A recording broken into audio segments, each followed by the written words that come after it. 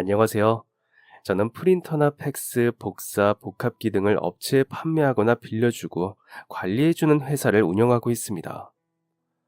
우연한 기회로 처음 다녔던 회사가 유명한 프린터 제조업체였고, 그 후로 관련 분야로 이직을 다니다 20년 전 드디어 제 사업을 시작하게 되었고, 어느새 60을 바라보고 있는 나이에 얼마 전 처음으로 겪는 황당한 일을 겪게 되었습니다.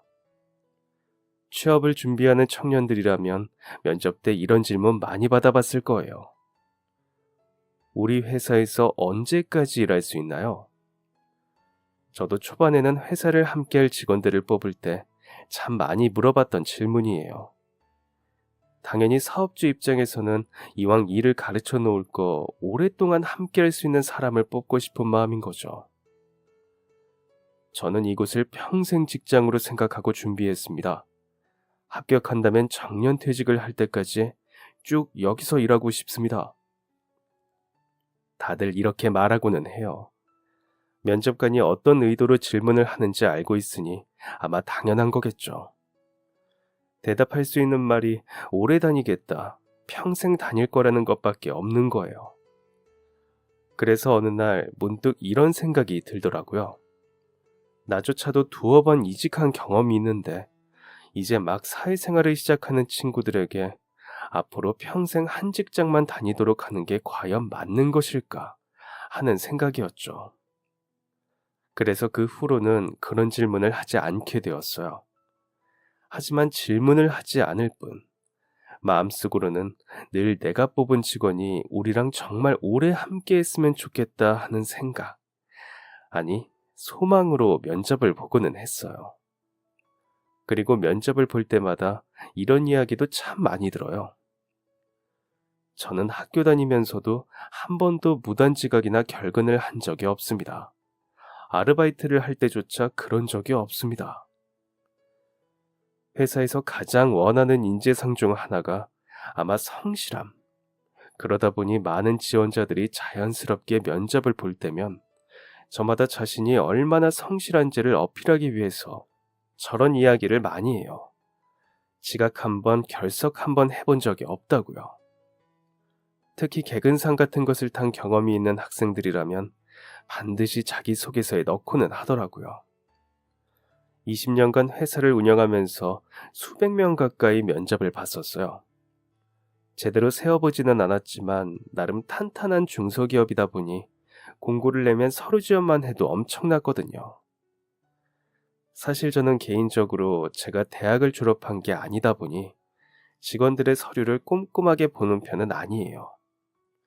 인사과에도 대학이나 학력 위주보다는 자기소개서를 중심으로 뽑았으면 좋겠다고 말하고는 하거든요. 그러다 보니 면접의 기회 또한 다른 회사보다 더 많이 주는 편이에요. 굳이 서울 안에 있는 4년제 대학을 나오지 않아도 일단 자기소개서를 봤을 때 사람의 내실이 좋다고 판단되면 불러서 이야기를 나눠보거든요.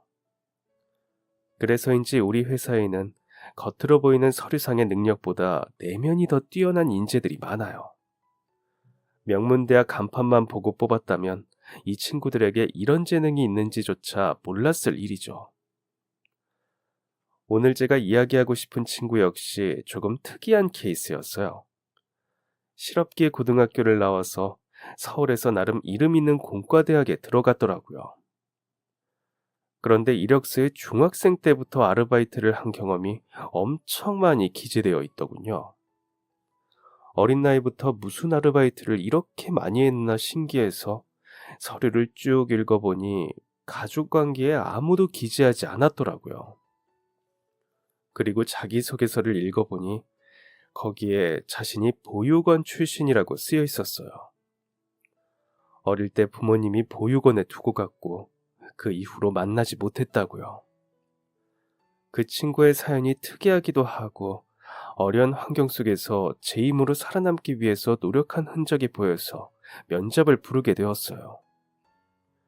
그리고 무엇보다 어떤 사람들은 흠이라고 생각할 수 있는 보육원 출신이라는 점을 부끄럽게 생각하지 않고 오히려 이력서에 당당하게 기재한 것에 대해서도 이야기를 나누고 싶었죠.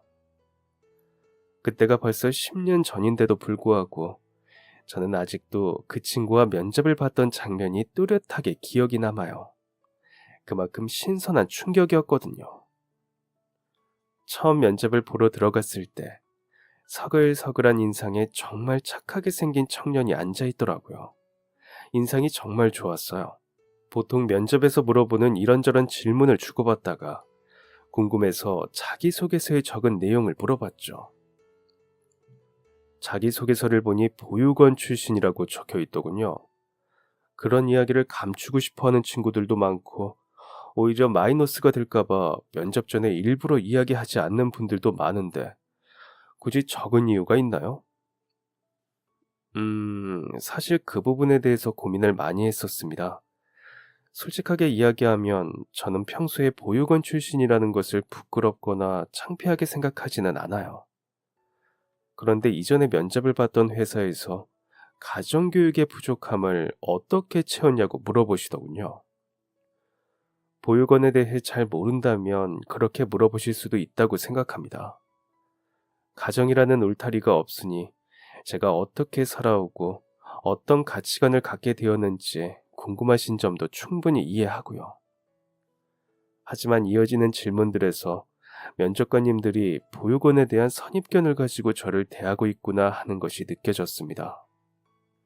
그것 때문이었는지 아니면 제 능력이 부족해서였는지 모르겠지만 그 회사의 면접에서는 탈락했습니다. 그래서 이번에는 잠깐 고민을 했습니다. 과연 내가 보육원 출신이라는 점을 기재해도 되는 걸까 하고요. 하지만 며칠 고민하다 결국 이전에 지원했던 것처럼 제가 보육원에서 지냈다는 것을 적었습니다. 아무리 생각해도 저 스스로는 부끄러운 일이 아니었거든요. 오히려 어릴 때부터 단체 생활을 해왔기 때문에 회사에서 여럿이 일하는 근무 환경을 더 빠르게 적응할 수 있고 유연하게 대처할 수 있다고 생각합니다.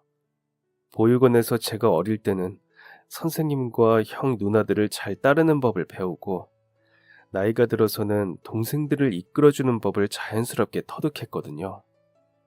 또 남들보다 어려운 환경에도 처해봤기 때문에 그만큼 사회 경험이 풍부하고 어떤 상황에 직면해도 쉽게 포기하지 않고 이겨나갈 수 있는 의지와 책임감이 뛰어나다고 생각합니다. 보육원은 제가 부모님이 없이 버려지거나 가족들로부터 사랑받지 못하고 버려진 아이들이 지내는 장소가 아닌 스스로 책임감을 가지고 성장하고 자립할 수 있도록 해주는 곳이라고 말씀드리고 싶습니다. 이 부분에 대해서 정말 많이 생각하고 고민한 것이 느껴지는군요. 또 아르바이트 경력이 어린 나이부터 정말 많던데 그것도 보육원에서 지낸 것과 관련이 있나요? 네, 저는 어릴 때부터 대학을 가는 것을 목표로 했습니다. 저에게 보육원이라는 핸디캡이 있기 때문에 그 부분을 보완할 수 있는 스펙은 모두 갖춰야겠다 생각했거든요. 하지만 지원해줄 부모님이 없기 때문에 대학을 가기 위해서는 공부만 잘할 것이 아니라 학비도 마련해 둬야겠다고 생각했습니다.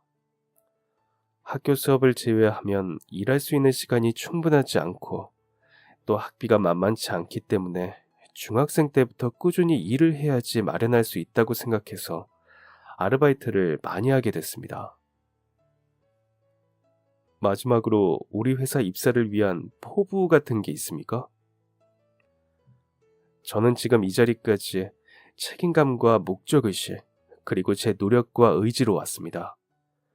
목표한 일은 반드시 해내는 사람이고, 솔직히 힘든 상황에서 약간은 지치기도 하지만, 그래도 마지막까지 포기하지 않고 해내왔습니다. 부모님이나 가족의 지원 없이 대학까지 졸업한 것처럼요. 그리고 부모님이나 가족이 없는 상황에서도 저는 누군가를 탓하거나 원망하지 않았어요. 이미 제가 바꿀 수 없는 일을 원망하느라 시간을 낭비하는 것보다 현재 상황을 더 좋게 만들 수 있는 방법을 찾는 게 효율적이라고 생각하기 때문입니다. 이 회사에 들어온다면 일은 처음이기에 배워야 할 부분이 많을 수 있지만 업무에 필요한 정신력이나 마음가짐은 오래전부터 충분히 탄탄하게 다져왔다고 자신할 수 있습니다. 단호하고 분명한 말투, 아주 똑부러지는 청년이었어요. 요즘 친구들 면접 준비를 워낙 많이 해서 긴장하지 않는 사람들도 많지만 그런 느낌과는 달랐어요. 머릿속으로 바쁘게 어떻게 하면 내가 면접관의 마음에 들 수 있을까를 계산해서 이야기하는 게 아닌 정말 솔직하게 자기 자신에 대해 표현하는 것이 느껴졌거든요.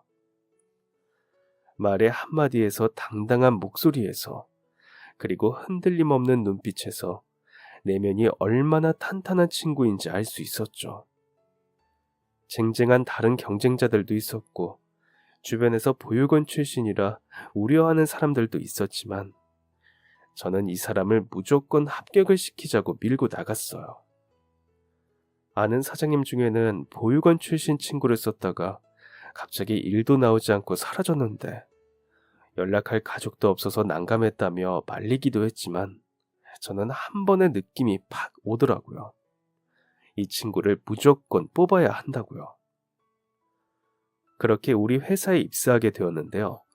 첫날부터 출근 시간 10분 전에 도착해서 일할 준비를 모두 마치고 제대로 배워보겠다며 요즘 사람들은 잘 가지고 다니지 않는 노트와 펜을 준비했더라고요. 옆에서 선임들이 이야기할 때면 작은 부분까지도 노트에 다 기록하는 거예요. 하다못해 우리 회사 화분에 물을 언제 주는지, 탕비실 인기 간식은 무엇인지까지 다 기록을 하더라고요. 하도 꼼꼼하게 메모를 해서 며칠 뒤에는 저희가 우스갯소리로 이러다 우리 화장실 가는 횟수까지 쓰는 거 아니야? 라고 할 정도였어요. 면접 때 이야기한 것처럼 신입일 때는 선임들 말을 잘 따르고 옆에서 보조하면서 열심히 배우고 몇 년 후 새로운 사원들이 들어왔을 때는 자신이 배웠던 점들을 차근차근 인내심 있게 알려주며 리더십을 발휘해 이끌어 주더라고요. 초기에는 바른 신입사원, 후에는 좋은 선배의 정석이었는데 그러다 보니 선임들에게는 사랑받고 후배들에게는 존경받는 직원이었죠.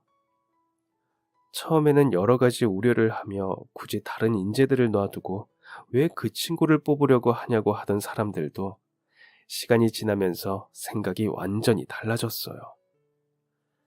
이 친구가 얼마나 성실하냐면 입사 이후 무려 10년 동안 단 한 번도 지각이나 결근을 한 적이 없어요.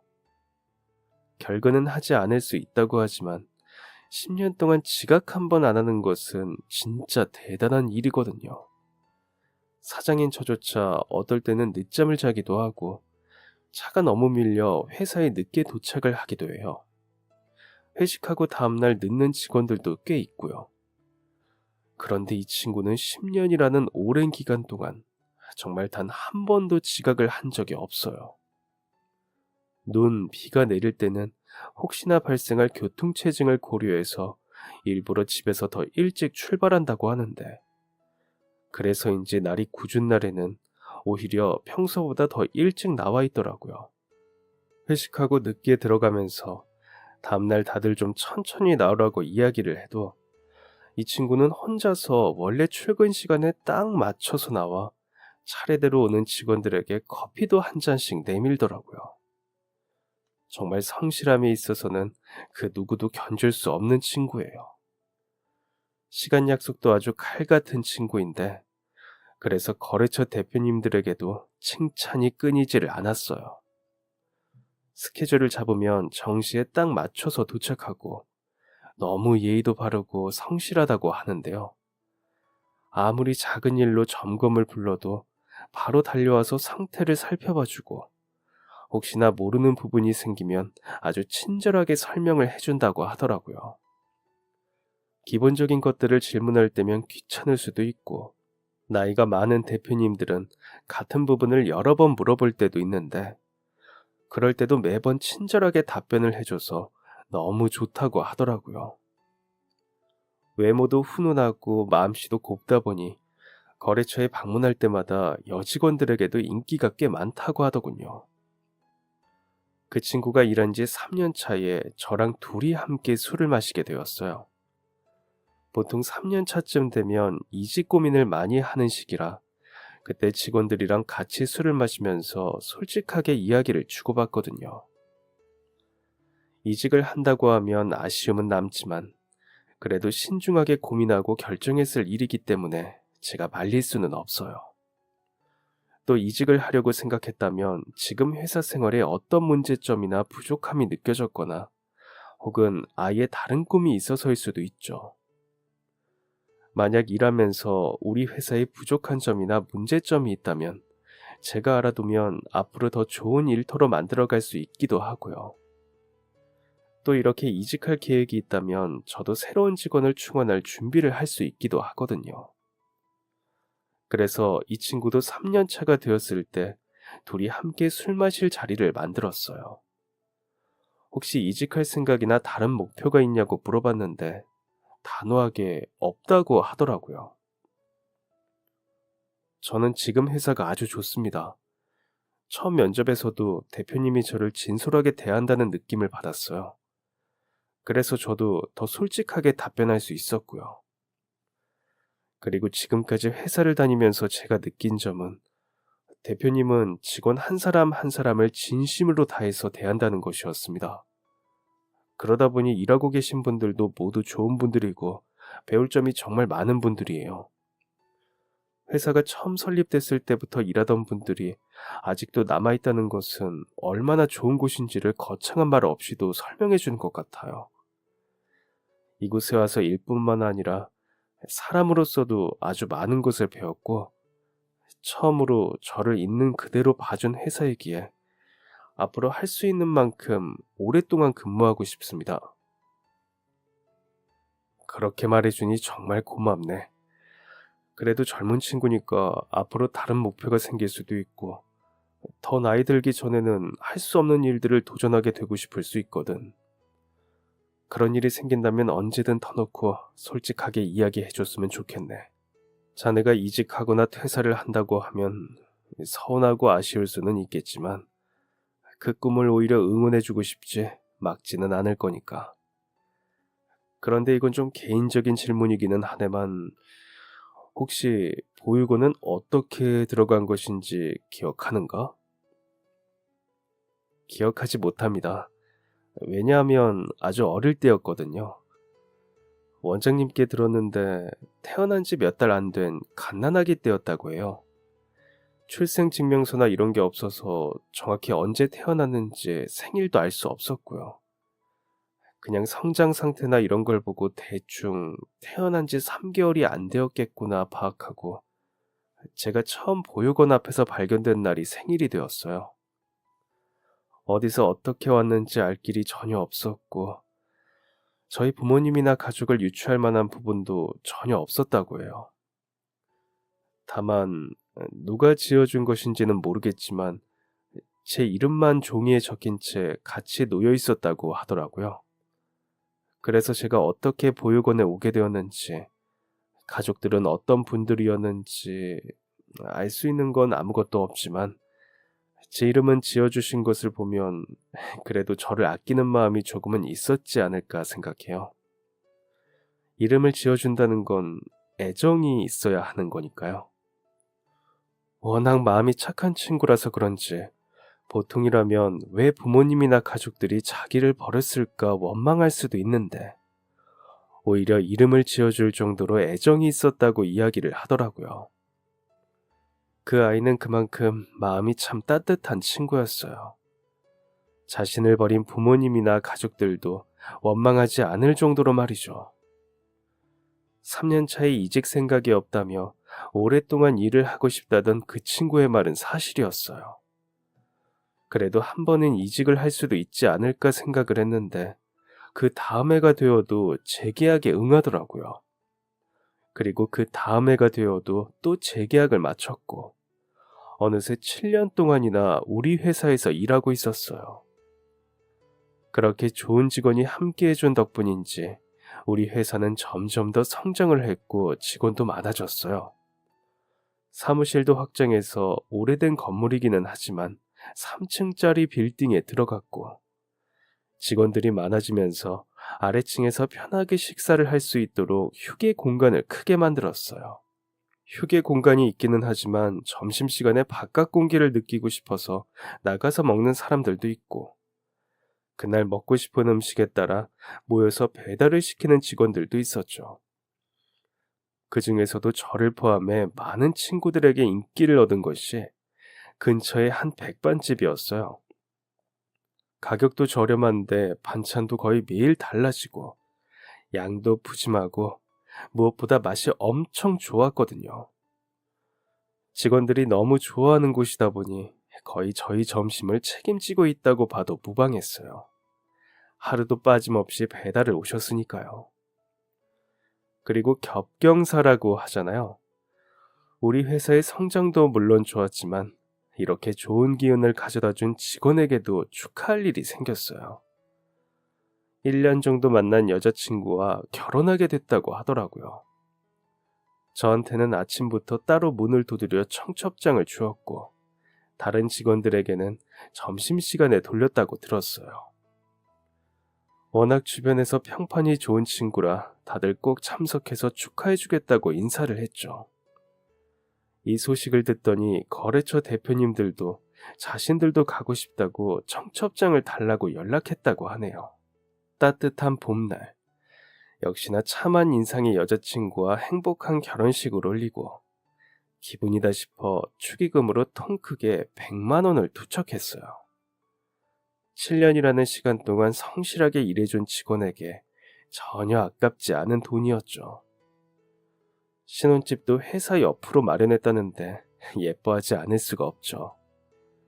그동안 얼마나 열심히 일해주었는지 결혼식장에는 우리 회사 식구들과 거래처 대표님, 직원들까지 발 디딜 틈 없이 붐볐어요.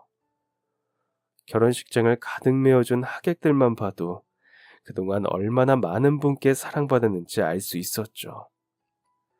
그리고 그 결혼식장에는 그 친구가 어릴 때부터 지냈던 보육원 원장님과 선생님, 그리고 그 친구들도 왔더라고요.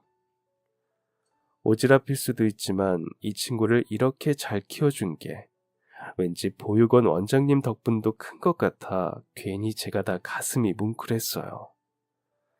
저도 모르게 달려가 손을 잡으면서 정말 감사하다고, 덕분에 너무 좋은 친구와 일할 수 있었다고 인사를 드렸죠.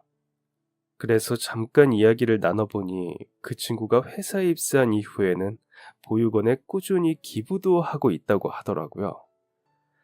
그 이야기를 듣고 더더욱 참 대단한 청년이라는 생각이 들었습니다. 또 굉장히 의외의 분을 마주쳤어요. 우리 회사에 점심을 배달해주는 백반집 사장님이 오셨더라고요. 너무 잠깐 스쳐가서 인사도 못하고 둘러보니 금방 자리를 뜬 것 같은데 분명 그분이었어요. 우리 회사에 거의 날마다 오시는 분이니까 그 사이 안면이라도 텄나 보다 생각이 들었는데, 한편으로는 이 친구라면 충분히 백반집 사장님이랑도 친해졌을 수 있겠다 싶었죠. 그래서 그때는 별로 이상하게 생각하지 않았어요. 그렇게 결혼하고 처음으로 제대로 긴 휴가를 썼어요. 제가 이참에 신혼여행도 가고 푹 쉬다 오라고 일부러 휴가를 좀 길게 내줬거든요. 해외여행도 한 번도 가보지 못했다고 해서 아는 사람 중 여행사를 하는 분이 있어 저렴한 가격에 좀 해주라고 소개해줬어요. 제 덕분에 괌에 가게 됐다고 얼마나 기뻐하는지, 20대 면접 볼 때도 못 봤던 해맑은 미소를 30대가 되어서야 볼 수 있더군요. 결혼하고 1년이 지나서는 귀여운 딸내미도 태어났고, 부를 가족들이 없다며 돌잔치도 하지 않길래 그래도 선물은 받으라고 금반지도 하나 맞춰줬어요. 어느새 그 직원은 저에게 단순히 일과 관련된 관계가 아니라 가족이나 다름없는 친구였죠. 젊은 친구가 그렇게 오랫동안 지가 결근 문제 하나 없이 성실하게 일해줬으니 오히려 그런 직원이 일해줘서 제가 더 고마움이 컸어요. 제가 베풀수록 그 친구는 더욱 성실하게 일을 해줬고, 그럴수록 저는 고마워서 더 잘해주고 돈독한 관계를 쭉 이어갈 수 있었죠. 그렇게 어느새 우리 회사에 일한 지도 10년이 되었어요. 결혼하고 아이도 낳고 행복한 일들만 가득할 줄 알았는데 착하고 성실한 친구에게 안타까운 일이 일어났죠. 아이가 2살이 막 되었을 때 급성 림프 구성 백혈병을 진단받았거든요. 다행히 성인보다 치료 예후가 좋다고 해서 항암 치료 중인데 문제는 비용이 생각보다 만만치가 않았어요. 도움이 필요하면 언제든지 말하라고 했지만 그 착한 친구가 대놓고 돈 좀 빌려달라고 이야기할 리는 없었죠.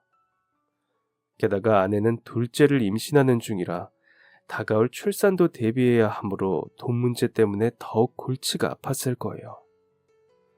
제가 도와주고 싶지만 그것도 어느 정도 한계는 있을 수밖에 없었죠. 그러던 어느 날 10년간 결근 한 번, 지각 한 번 없던 친구가 갑자기 3일 동안 휴가를 내겠다고 하더라고요. 무슨 일로 휴가를 쓰냐고 물었더니 어머니가 돌아가셔서 장례식에 참석해야 한다고 하길래 굉장히 황당했습니다. 왜냐하면 이 친구는 자기 부모님이나 가족에 대해 전혀 알지 못하는 갓난아기 때 보육원 앞에 버려진 고아였으니까요. 이게 무슨 황당한 소리인가 싶었는데 진지한 표정을 보니 농담이 아닌 것 같았어요. 물론 이런 일로 농담을 할 친구도 아니었고요. 저도 어젯밤에 급하게 연락받았습니다. 보육원 원장님이 저희 어머니 지인분이 연락했다고 하면서 돌아가셨으니 장례식에 와달라고 부탁했다고 하더라고요. 자세한 이야기는 거기 가봐야 알 수 있을 것 같아요. 그동안 어머니를 포함해서 우리 가족과 관련된 그 어떤 연락도 받은 적이 없었어요. 이번이 처음이라 혹시 어머니가 아니더라도 왜 저를 아들이라고 생각했는지라도 알고 싶어요. 회사가 바쁜 시기에 정말 죄송합니다. 10년 동안 한 번도 이런 일이 없던 친구였기에 저는 알겠다고 대답했습니다. 그리고 저랑 직원들도 참석할 수 있게 장례식장이 어디인지 알려달라고 했죠. 직원은 아직 어머니라고 확실한 것도 아니라 괜히 헛걸음할지 고민이라고 하더라고요. 혹시 자네 어머니가 맞다면 이번에 가보지 못한 것이 후회할 것 같아. 그러니 아니라고 해도 아는 분은 아니지만 마지막 가는 길을 배웅해 준 거라고 생각하면 되니까 어딘지 부디 알려줘. 이따 퇴근하고 들리겠네. 직원은 장례식장의 위치를 알려주고 바로 회사를 빠져나갔습니다. 하루 종일 마음이 꽤 심란하더군요. 고아였던 직원이 갑자기 어머니가 돌아가셨다고 하니 그럴 수밖에요. 대체 이게 무슨 일일까 궁금하기도 하고 걱정되기도 하더라고요. 그래서 회사 업무가 끝난 후 같이 참석하겠다는 직원들과 함께 서둘러 장례식장으로 달려갔습니다. 갔더니 그 친구가 상주복을 입은 분 옆에서 같이 자리를 지키고 있더라고요. 오셨어요. 와주셔서 감사합니다. 회사 끝나자마자 달려왔네. 그래, 자네 어머니가 맞나?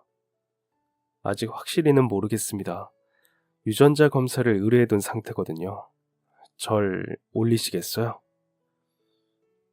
직원의 안내에 따라 앞으로 다가갔더니 그제야 영정사진의 얼굴이 눈에 들어왔습니다.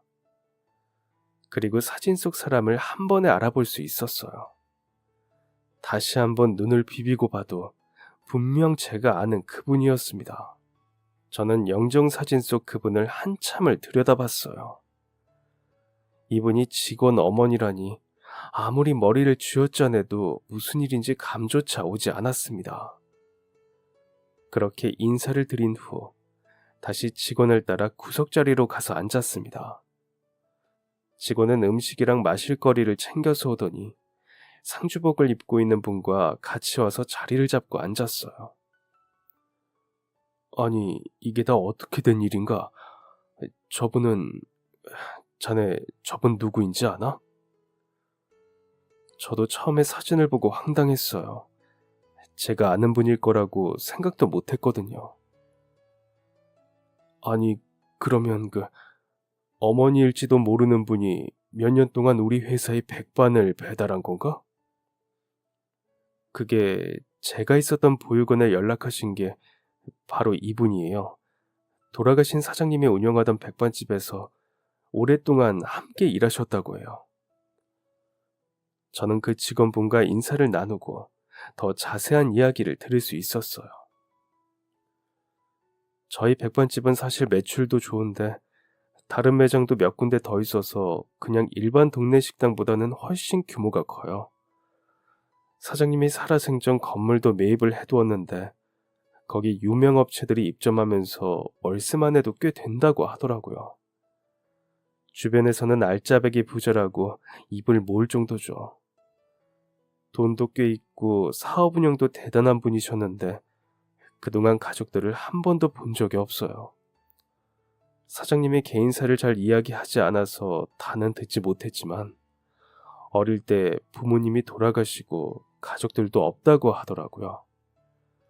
요즘은 재혼도 많이 하고 늦은 나이에도 결혼하는 사람들 많다고 이야기했는데 자기는 세상에 하나뿐인 가족이 있다고 그런 건 필요 없다고 웃으시면서 이야기하시고는 했어요. 그 얘기를 들을 때마다 솔직히 저는 농담인 줄 알았어요. 그래서 우리 사장님이 그냥 비혼주의구나 하고 넘겼거든요. 저는 사장님이 처음 백반집을 동네에서 차릴 때부터 같이 일했어요.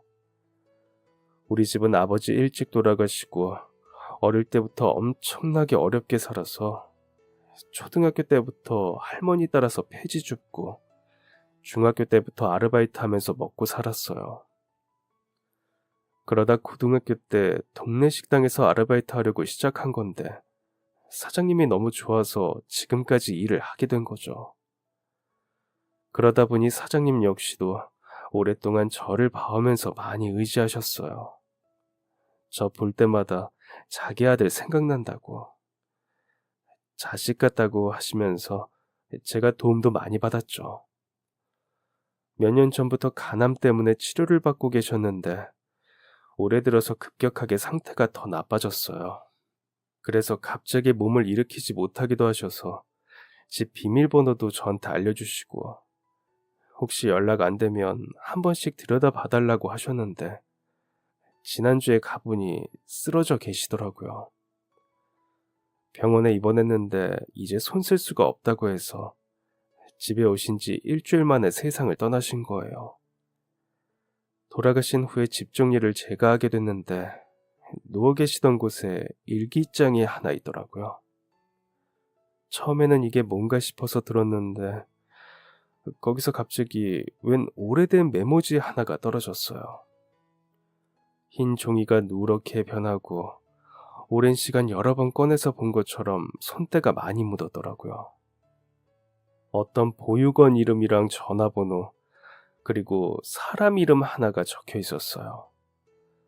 남자 이름이었는데 일기장을 읽어보고 사장님이 그동안 이야기하셨던 하나뿐인 가족이 오래전 보육원에 두고 온 아들이라는 걸 알게 됐어요. 일기장에는 한 권 가득 빼곡하게 아들에 대한 그리움이 적혀 있더라고요. 유품 정리하면서 그동안 쓰셨던 일기장이 몇 권이나 나왔는데 거기에는 항상 아들에 대한 그리움이 쓰여 있었어요. 그래서 고민하다가 이렇게 보고 싶어 하시는데 이미 돌아가셨지만 지금이라도 인연을 이어갈 수 있지 않을까 싶어서 메모에 적혀있던 보육원에 연락해서 이름을 이야기하면서 어머니가 돌아가셨다고 전달한 거예요. 원장님은 일단 알겠다고 자기가 의견을 한번 물어보겠다고 해주셨고요. 혹시 그럼 아들이 이 친구라는 걸 사장님이 알고 일부러 배달을 온 건가요? 그건 저도 잘 모르겠어요. 사장님이 살아계셨다면 물어볼 수 있었겠지만 이미 돌아가셨으니 여쭤볼 수가 없죠. 다만 일기장에 적힌 내용으로는 이분이 아들이지 않을까 생각해서 일부러 그 회사로 매일 배달을 가신 것 같아요. 원래 사장님은 가게에서 주방이랑 홀만 관리하시고 배달은 다른 직원들에게 맡기거든요. 그런데 정말 유일하게 그 회사에만 사장님이 직접 배달을 다니셨어요. 저희가 가겠다고 이야기해도 괜찮다고 자기가 가고 싶다고 하면서 일부러 다니신 거 보면 아마도 이분이 자기 아들이라고 생각했던 것 같아요. 일기에는 그냥 아들이랑 똑같은 이름을 가진 직원을 회사에서 봤다고만 쓰여 있었거든요. 그날 저희 배달 직원이 갑자기 빠지게 되어서 사장님이 직접 간다고 가셨었는데 거기서 이분이 청첩장을 나눠주고 있었나 봐요. 그걸 우연히 봤는데 아드님이랑 이름이 똑같아서 계속 지켜보셨나 보더라고요.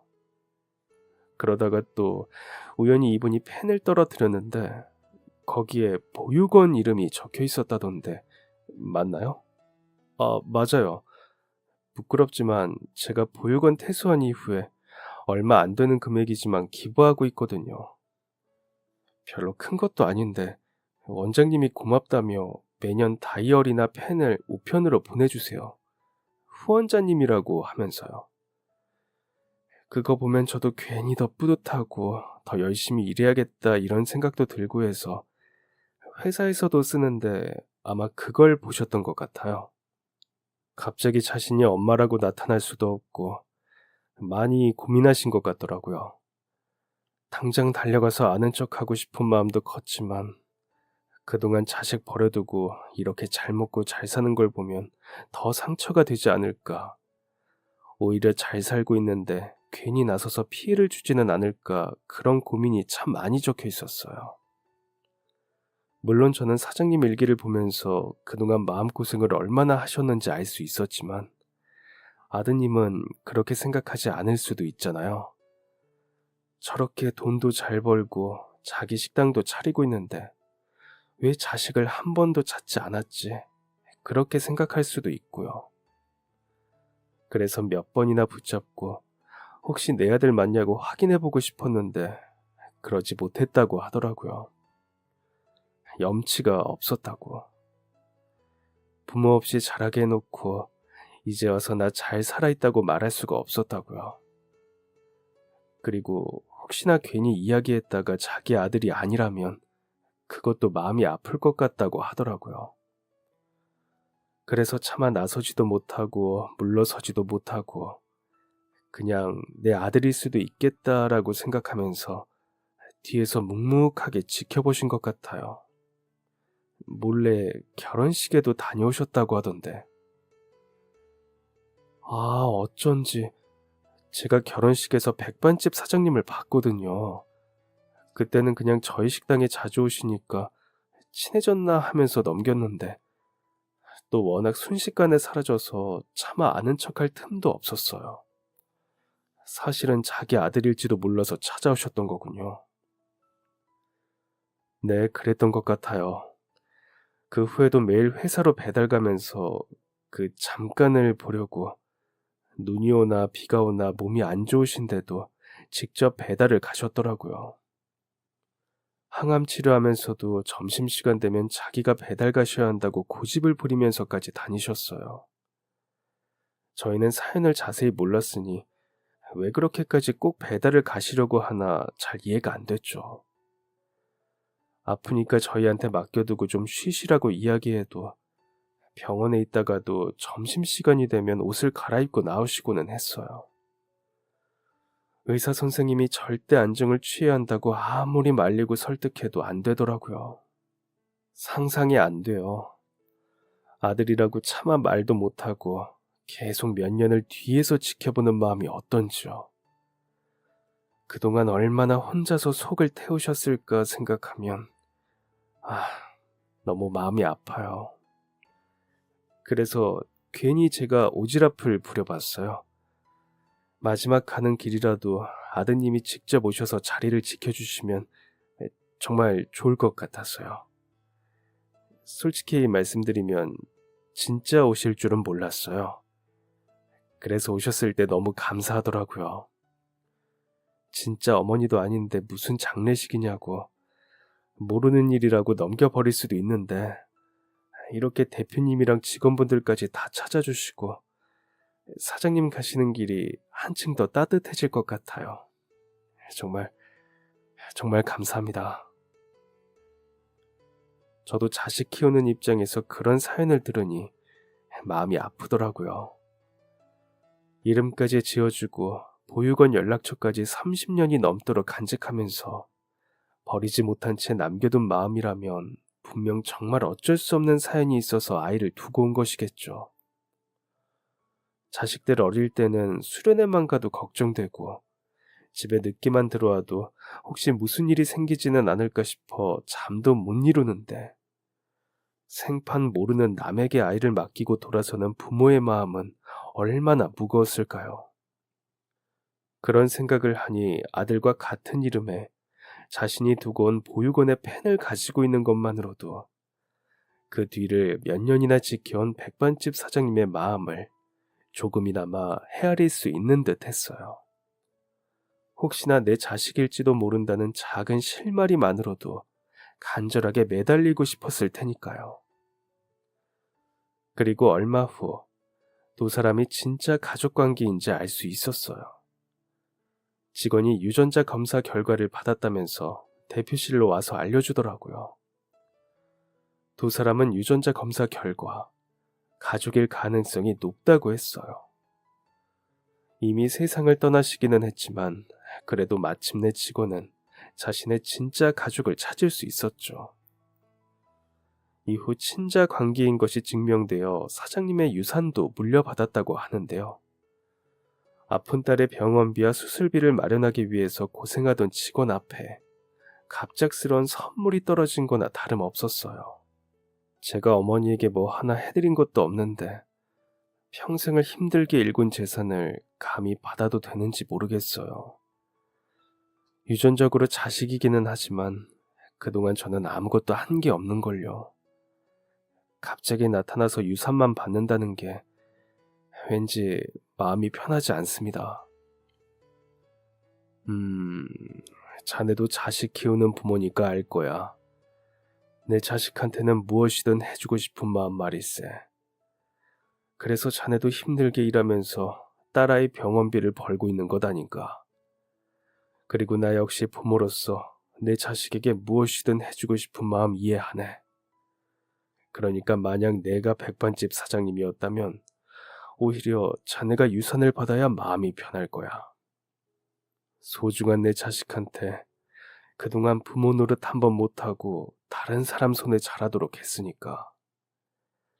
다른 친구들은 부모님의 사랑을 듬뿍 받으며 자랄 때 보육원에서 고아로 자라게 했으니 마음의 짐이 아주 무거웠을 걸세. 한 번도 곁에 있어주지 못했던 부모의 빈자리를 뒤늦게라도 남긴 유산으로 도움이 될 수 있다면 참 다행이다. 그렇게 생각할 것 같아. 그동안 아무것도 해주지 못했는데 이제라도 도움이 될 수 있다면 정말 기쁠 거야. 자네가 유산을 물려받는 걸 돌아가신 어머니도 바랄 걸세. 제 이야기가 도움이 되었는지는 모르겠지만 고민하던 직원은 결국 유산을 물려받았는데요. 덕분에 딸아이 수술비도 빚을 내지 않고 낼 수 있었고 둘째 출산을 위한 준비도 할 수 있었다고 하더라고요. 그리고 그동안 자기를 많이 도와주고 장례식까지 와준 게 정말 고맙다며 제가 좋아하는 비싼 양주까지 선물을 받았어요. 꽤 유명한 식당을 물려받았으니 혹시나 회사를 그만두는 건 아닐지 하는 생각을 사실 아주 조금 했습니다. 만약 제 앞에 갑자기 더 돈을 많이 벌 수 있는 곳이 나타난다면 거절하기 쉽지 않을 것 같거든요. 그런데 이 친구 너무 착한 건지 바보 같은 것인지 그 가게를 다른 사람에게 팔았다고 하더라고요. 아니, 판 게 아니라 그냥 주었다고 하더라고요.